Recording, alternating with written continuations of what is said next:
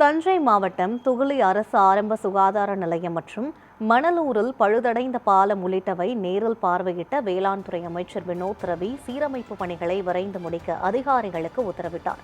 இது தொடர்பான கூடுதல் விவரங்களோடு செய்தியாளர் விக்னேஷ் நம்மோடு இணைப்பில் இருக்கிறார். அவருடன் பேசலாம். விக்னேஷ், கள நிலவரங்கள் என்ன சொல்லுங்க? வணக்கம்.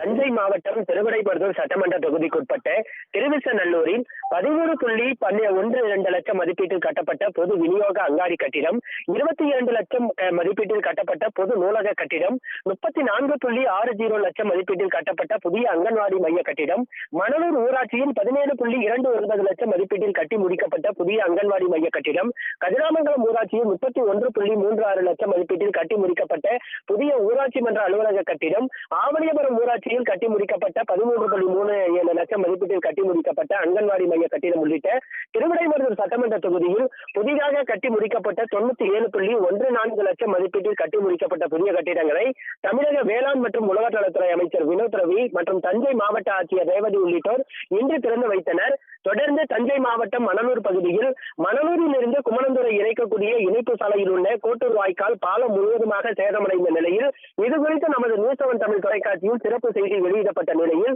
இந்த பகுதிக்கு வருகை தந்த அமைச்சர் திடீரென தனது வாகனத்தை நிறுத்தி இந்த பாலத்தின் தன்மைகள் குறித்து ஆய்வு மேற்கொண்டார். மேலும் இந்த ஆய்வின் போது மாவட்ட ஆட்சியர் உடன் இருந்ததால் இந்த பணிகளை உடனடியாக மேற்கொள்ள வேண்டும் என்றும் கேட்டுக்கொண்டார். இதே போன்று துகிலி பகுதியில் உள்ள அரசு ஆரம்ப சுகாதார நிலையத்தில் ஏற்கனவே இருந்த பழைய கட்டிடம் முழுவதுமாக சேதமாகிய நிலையில் அந்த கட்டிடத்தை முழுமையாக இடிக்கப்பட வேண்டும் என்று இந்த பகுதி மக்கள் தொடர்ந்து கோரிக்கை வைத்தனர்.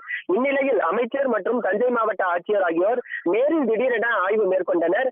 அப்போது பழுதடைந்த கட்டிடத்தை உடனடியாக இடிக்கும் பணிகளை மேற்கொள்ள வேண்டும் எனவும், மருத்துவமனையின் அருகே கட்டப்பட்டு வரும் கழிவறை வசதிகளை விரைவில் முடிக்கப்பட வேண்டும் எனவும், மருத்துவமனைக்கு தேவையான உபகரணங்கள் மற்றும் அடிப்படை தேவைகள் நிறைவேற்ற நடவடிக்கைகள் மேற்கொள்ள வேண்டும் எனவும் அதிகாரிகளை அமைச்சர் மற்றும் அங்கிருந்த தஞ்சை மாவட்ட ஆட்சியர் உள்ளிட்டோர் கேட்டுக்கொண்டனர். இந்த கட்டிடங்கள் திறப்பு விழா நிகழ்ச்சியில் மட்டும் கலந்து கொள்வதோடு நின்றுவிடாமல் செல்லும் பாதையில் இந்த நிகழ்ச்சிகளில் செல்லும் பாதையில் உள்ள பல்வேறு பகுதிகளுக்கு சென்று அமைச்சர் மற்றும் தஞ்சை மாவட்ட ஆட்சியர் ஆய்வுகள் மேற்கொண்டது இந்த பகுதியில் வரவேற்பை பெற்றுள்ளது. விவரங்களுக்கு நன்றி விக்னேஷ்.